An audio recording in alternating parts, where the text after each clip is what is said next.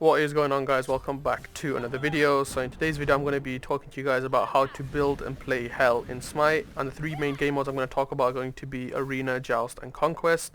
Now I just want to start off by saying that I will be leaving timestamps in the description below for when I'm talking about each game mode in case you do want to skip to a certain game mode.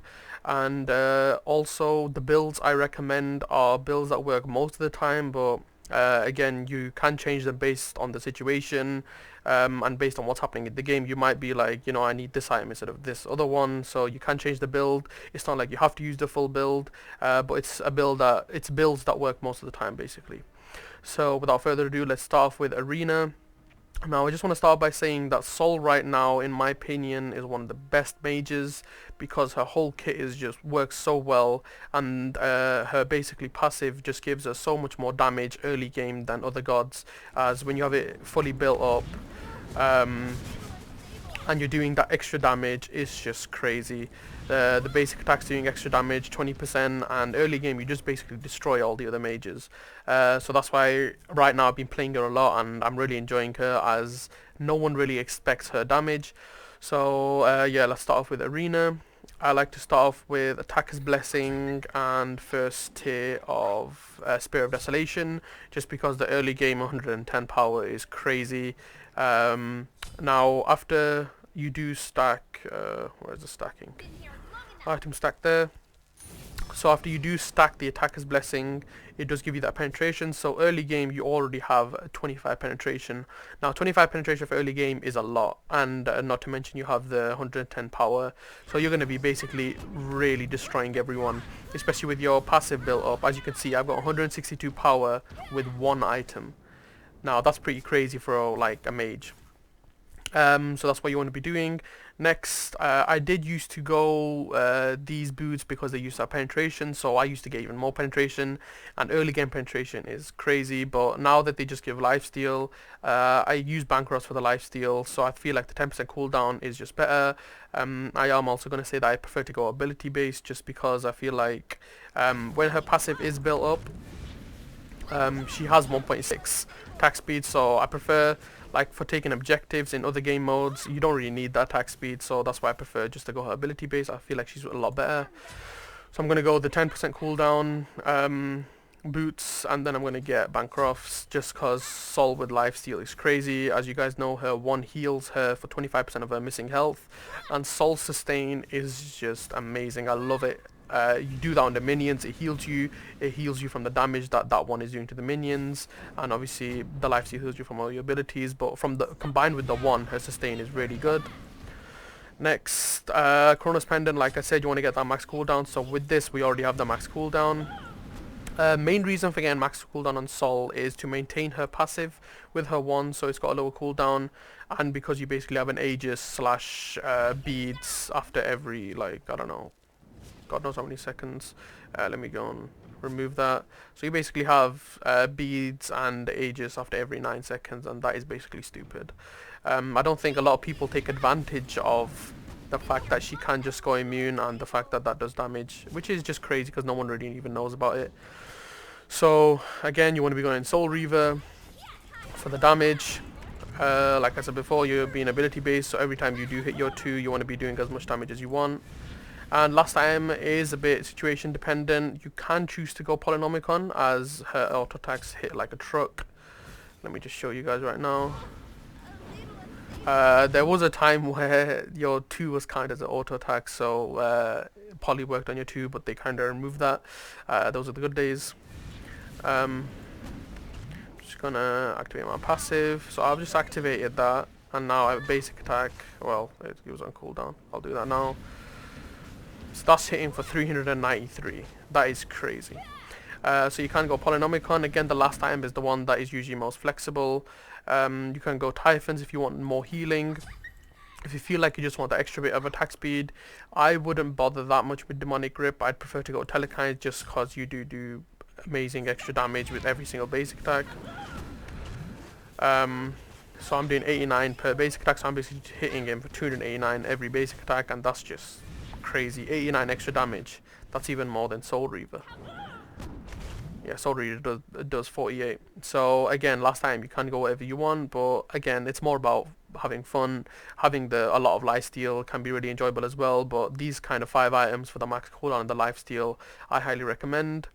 You can go Typhons. It's really good for the lifesteal for staying alive. Again, combined with your 1, your sustain is crazy.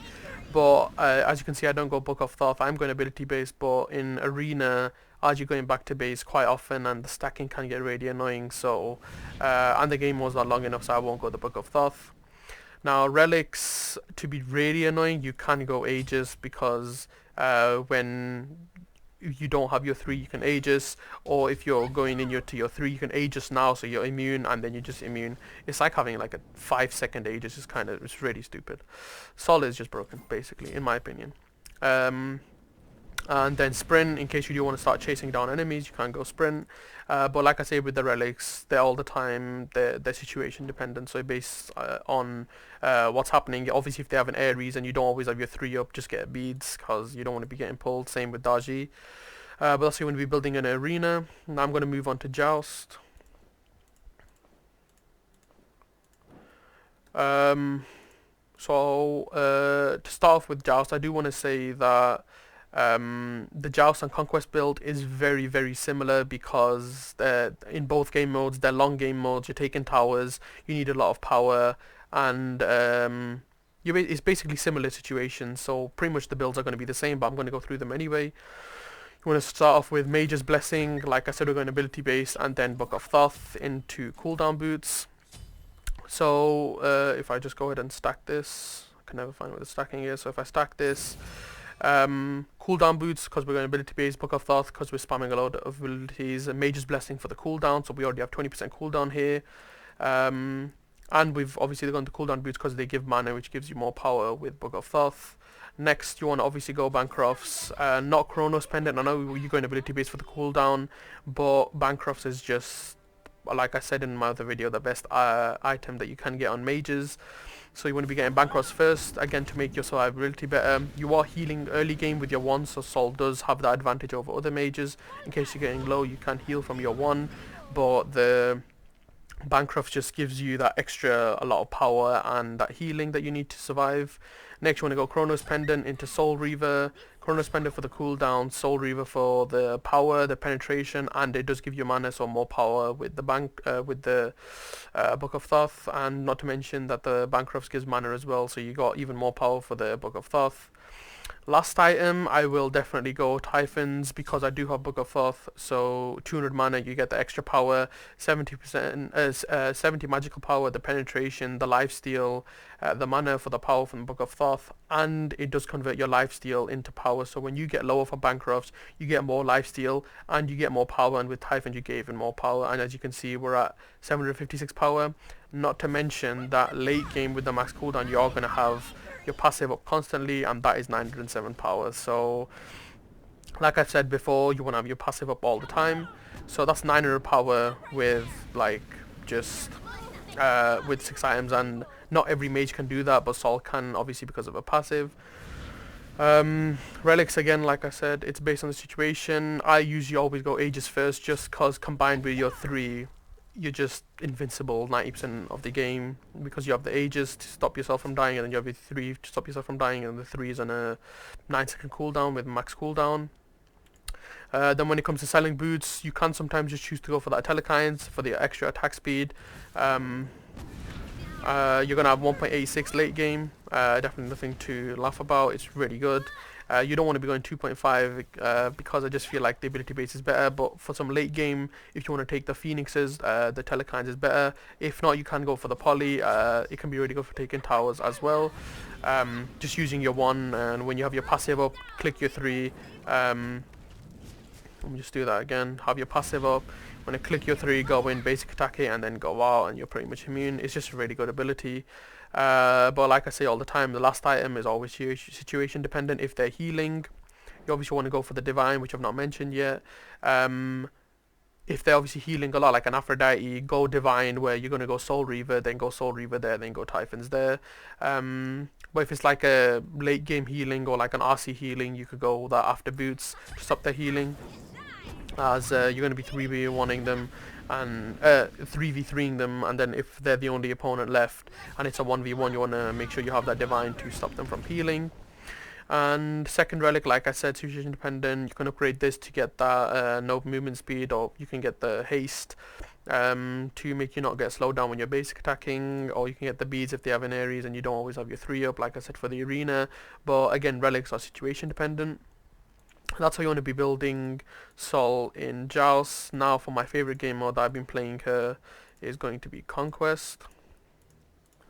Okay, so for Conquest right now, my favorite god in mid is Sol, just because she out-sustains every mid so well. Even a Ra, like Ra's think they can fight me and they're healing and they're getting protections and power, but I just completely destroy them because no one ever expects Sol's power. So just like the Joust build, you want to start with Mage's Blessing, first tier of Spellbook. First tier Book of Thoth, which is Spellbook. Then you go into Boots when you do your first back, and then start the Book of Thoth, and then Bancrofts. Let me go and stack this. Where's the stacking? Can never find it. So you're obviously going to be starting off with your 2 for the wave clear. Early game when you're building your passive, you're going to be getting a lot of power. It's going to make your wave clear better, and Sol by far, in my opinion, has the best push in mid, just because her early game damage to towers is just crazy, and it's because of her passive. She's doing extra damage, and I know it's not good to get towers really early, but with her passive, getting the opponent's tower low early game is just so easy, and it just puts them under so much pressure, and she's just hitting you with the basic attacks and hitting you with the 2 along with the wave, and if you get close, just basic attack them, and it does way more damage than you think, and that's why I think she's the best mid right now. And as soon as you get the Bancrofts online, I always say as soon as I get my healing online, I'm pretty much like unstoppable. So it's just crazy with your sustain, and your healing from your 1 lets you stay in wave lane longer as well. Next, if they have like a lot of healing, I'll go for the Divine. If they don't, then I'll go for the Chronos Pendant. And most of the time I'll go for the Chronos Pendant just because the cooldown is better. And then I'll go the Divine. It's a Conquest, so they mostly do have healing on their team, so you do want to get that Divine as soon as possible. And then I'll sell the Mage's Blessing for Soul Reaver. Now, like I always say, the Bancroft's mana, the Shoes mana, the Soul Reaver mana is giving you more power with the Book of Thoth, and the damage from the Soul Reaver on the solo laner and the tank is just really good, and really good for killing them. The Divine is really good for the penetration and a power, and then you get that 10% penetration from Soul Reaver as well. And then late game, again, it's like you can decide. Usually I'll go Typhons, and what I'll do is, if the team already has their healing, their anti-heal, I'll go the Soul Reaver there, then I'll go the Typhons, that item, and then last time when I sell the boots, I've lost 10% cooldown, so I want to make that up again using Spirit of Desolation. So now I've got 20% penetration plus 15 base penetration, but if they have that healing, then you just want to get that Divine instead. You've got 20% cooldown right now. With the red potion, you can make it 30%, and then what I like to do is, I don't get the red buff late game because I am already at really high power. As you can see from this, I'm at 994 power, so I just choose to go for the blue buff just for the 10% cooldown, because the max cooldown, the more you spam your 3, the better it is, because it's just really good for being immune for team fights. So for the relics, like I said, always go Aegis, just because with combining with the 3 it's just crazy. And then second relic, again, situation dependent. It's usually either a sprint or a purification based on who the opponent is. That's just really good for chasing down the enemy late game after you upgrade it, so I'll go that for now. But yeah, that's how you want to be building Hell. When a lot of people build her basic attack, I pretty much never see anyone build her ability base, but when I'm versing someone who's going auto attack, I win most of the time just because I can spam my abilities more and my 3 way more than they can, and obviously they're all just to end their life.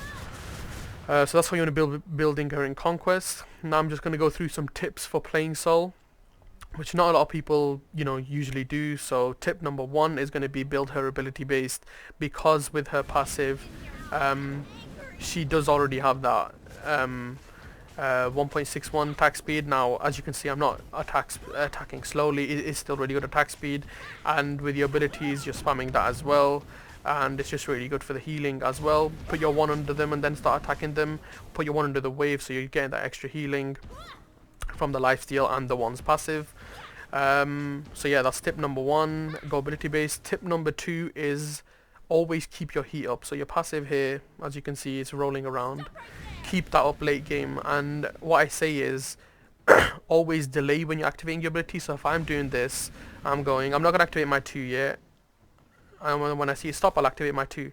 Because if I just activate it and activate my 2 instantly, then I'm going somewhere and I'm not going to have my full heat by the time I get there. So that's why I'll put my 1 up and not do my 2 instantly. Then as soon as it stops, I'll do my 2. And then I'm still going somewhere to keep that heat up. And then I'll do my 3. So what you want to realize with Sol is that you just want to have your passive up constantly, because it'll give you better attack speed and better power. Will increase your magical power, so you're going to be doing more damage. Tip number 3, no one knows that Sol's 3 does damage. I don't understand why no one knows that. So if this guy's coming here, yeah, I'm leaving my 3. He's taking damage. He's taking 283 per tick. And the amount of times that I'll just hit someone and I'll start doing my 3 away, and they're just chasing me. And I'll try and leave a picture in the description below or something, but I killed a Mercury with my 3, which is my escape, and my 3 did 1,000 damage to him and he died. Like, one of the reasons why Sol is the best god is because her escape does damage. Someone's chasing you, the whole team is chasing you, I look around and they're all half health just from my 3, because no one realizes that Sol's 3 does damage. So third tip is always use your 3 tactically. If I'm fighting this person, I'll just go around him and I'll attack him, and the burst is just crazy because my 3's damage on the tick is amazing, and the amount of people that just take 1,000 damage for no reason just for chasing me and walking on my 3 is crazy. So always use your 3 tactically. And probably last tip would be tip number 4 is when you're attacking someone and you do your 3, do your ult like that. So that's how you're going to get the most burst in. Not a lot of people do that, they just do it randomly. So you're attacking, you do your 3, and as soon as it goes off, you do your ult. I'm going to wait for my ult to come back. But yeah, that's tip number 4. The burst is crazy, especially early game. In mid, no one expects it. You're stacking them, they're like, oh no, I'm going to be fine. You just throw your, and you do that, and they get knocked up and they just die instantly. But yeah, I think that's going to be it.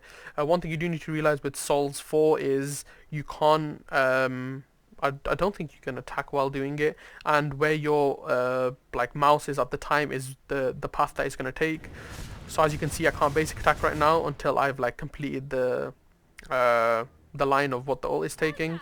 So always try and guide your ult like where you're going. So a lot of the time I'll put it on myself and then put it to where I'm moving, so anyone chasing me will take damage.